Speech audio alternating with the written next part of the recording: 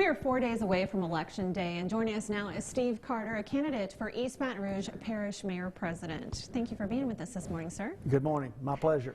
Well, you've been active in politics before, serving 3 terms as state representative. The question now is, you're hoping to return as mayor president, but what one message would you have for voters that are still undecided and headed to the polls?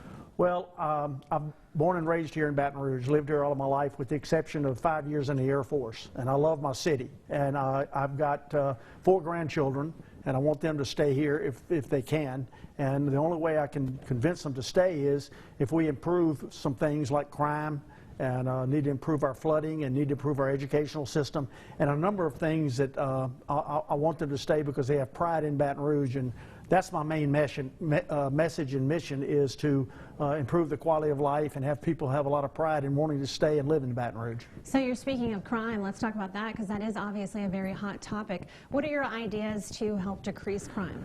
Well, obviously we have to support our police. That's the number one thing.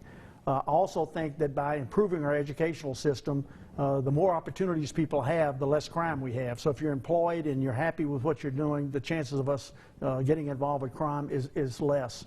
I also think that we need to make sure that we take care of the police with additional funding, and also making sure they have the proper equipment to use.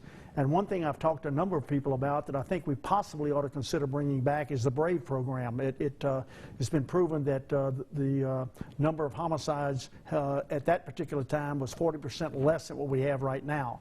The other thing is that I'm very pro the police force, but I think we need to help them in certain areas, like knowing how to handle mental health issues and making sure that they know how to handle the tension within the race relations problems that we have, and also drug issues. So by educating them and assisting them to understand how to handle those issues, I think will help also. So it is a very, as we know, an unprecedented time right now, and you're talking a little bit about division. Outside of the police force, how else would you create unity within the parish? That's a great question. And one thing, when I was in the legislature, we formed what we call the Capital Region Legislative Delegation, and it was a mixture of people over 9 parishes, and we worked together. We communicated, we had priorities, and we worked towards accomplishing those priorities. I'm big on communication. I can work across party lines. I like people, I like visiting with people, but the only way you can solve a problem is if you sit down and talk. And by communicating, you can make sure that you can compromise. I don't have all the answers, and they may not have all the answers, but if you sit down and talk and compromise, then collectively we can work to try to solve the problems. And that's what I'd like to try to do. So communication and compromise. Looking at that, you've also said to some of the media outlets locally that you'd like to do a top-to-bottom sort of reformation of the government, local government. Where would you start if elected? Well, the main thing we would do, I would surround myself with a very good staff. I love people that are visionary, that are creative and innovative, and I will definitely put together a staff that thinks out of the box. In answer to your question, I would go to each department. I'm concerned about the flooding issues and the cleaning of the bayous, and cleaning of the drainage ditches, and cleaning of all the things that we have.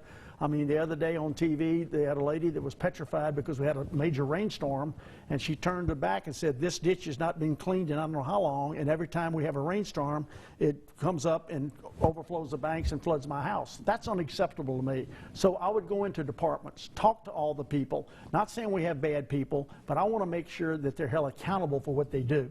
And if they can't get the job done, then I don't have a problem outsourcing it, or don't have a problem privatizing it. But we have to help the people, because the people are our customer. They're paying our bills, they're paying their taxes, and we need to make sure we do the job that's necessary to where they feel comfortable and happy in living in Baton Rouge.